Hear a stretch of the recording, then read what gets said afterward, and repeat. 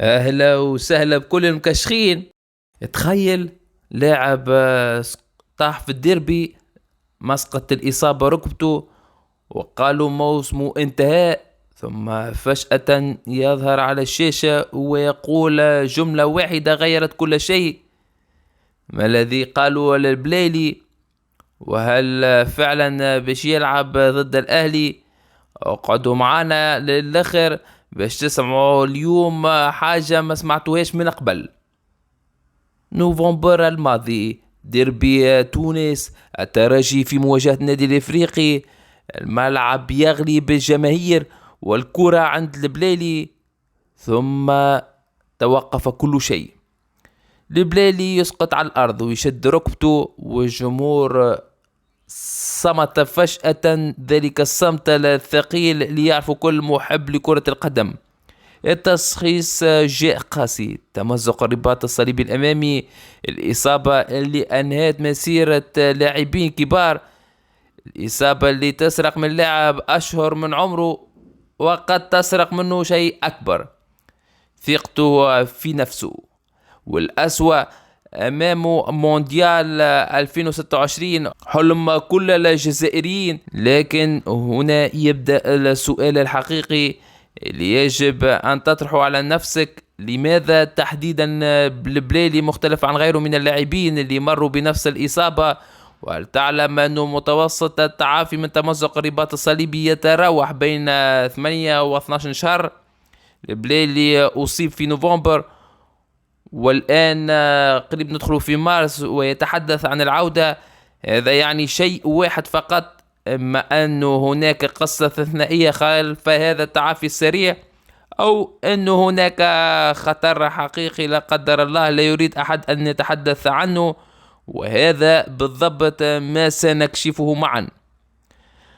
قبل ما نكملوا خليني نعطيكم رقم واحد باش يصدمكم: البليلي لعب هذا الموسم 14 مباراة مع الترجي، 14 مباراة فقط، وسجل 4 أهداف وصنع 7 تمريرات حاسمة، يعني في المتوسط مساهمة في هدف كل مباراة تقريبا. وفي الدوري التونسي وحده أثر في 9 أهداف من 12 مباراة. الآن تجم تسألوني شنو اللي كان باش يحدث كان ما تضربش يوسف البليلي؟ الجواب مخيف وجميل في نفس الوقت. خلوني نقول لكم حاجة يعني ما يقولوهاش يعني عن الإصابات الكبيرة. الرباط الصليبي لا يكسر الركبة فقط، يكسر الهوية. اللاعب اللي كان يعرف نفسه بالسرعة بالمراوغة بالانطلاق فجأة ما عادش يعرف روحه. لكن البلالي في مقابلة مع سميرة تيفي لم يتكلم كلام شخص مكسور، تكلم بثقة اللاعب اللي يعرف ما يريد. قال بالحرف: لو سارت الأمور كما ينبغي سأعود للتدريبات الجماعية خلال الأيام القليلة القادمة. هذه الجملة فيها شيء مهم جدا. قال لو سارت الأمور، يعني هو واعي بالمخاطر، وقال إن شاء الله، يعني هو في سلام مع اللا يقين. هذا ليس لاعبا يكذب على نفسه، هذا لاعب يبني عودته بوعي كامل. وهذا الفرق بين اللاعبين اللي يرجعوا بقوة واللي ما يرجعوش جملة واحدة.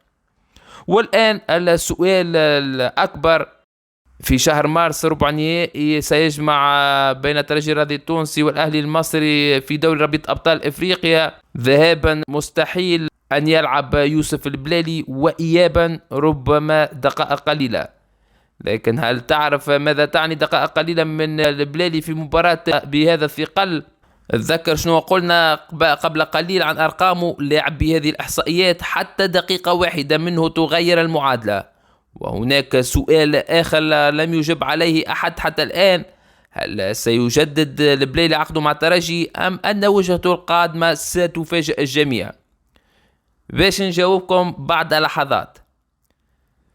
خليني نحلل الصورة كاملة. عقد بليلي ينتهي في 30 جوان 2026، وهذا يعني أنه اللاعب حر يمكنه التفاوض مع أي نادي في العالم ابتداء من جانفي. بل هو الآن في موقف المسيطر. الخيارات أمامه ثلاثة: الأول يبقى في الترجي ويكمل مشوار الاستقرار مقابل الطموح. الثاني يرجع المولدية وهرآن العودة للبيت، لكن هل يكفيه ذلك؟ والثالث وهو الخيار اللي يحكيوا عليه الناس الكل، نادي أوروبي أو خليجي يراقبه منذ فترة وينتظر نهاية عقده ليضرب الصفقة بأقل تكلفة. مونديال 2026 على الأبواب، السوق الانتقالية مفتوحة أمامه على مصراعيها.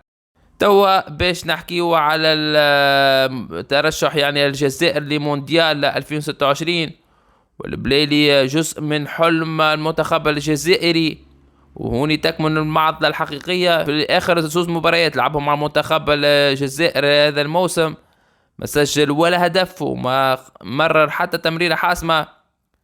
اللي نقدوه قالوا مستواه مع المنتخب لا يوازي مستواه مع الترجي، واللي دافعوا عليه قالوا الدور التكتيكي يختلف، ويوسف بليلي ما يلعبش كما مع المنتخب في نفس الدور التكتيكي اللي يلعبوا مع الترجي.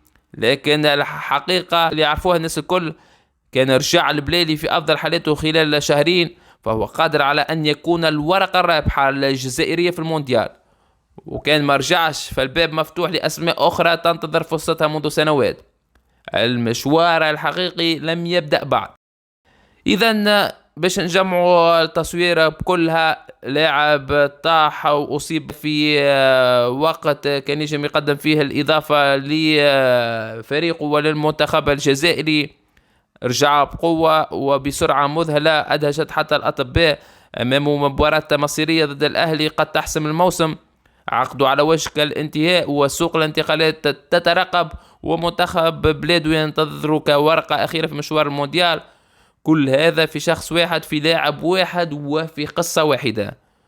باش نسألكم سؤال واحد قبل ما نكمل، هل تعتقد أن البليلي سيكون في قائمة الجزائر في مونديال 2026؟ اكتب رأيك في التعليقات، لأن الإجابة لن تجدها في أي تقرير آخر، ستجدها فقط في أداء البليلي خلال الأسابيع القليلة القادمة. الإصابات لا تكسر اللاعبين العظماء بل لا تكشفهم، والبليلي على وشك أن يكشف لنا من هو فعلا. ابقى معنا، المشهد الأكبر لم يأتي بعد. لا تنسى الاشتراك والتفعيل، لأن التطورات القادمة ستكون أسرع مما تتخيل. إلى اللقاء.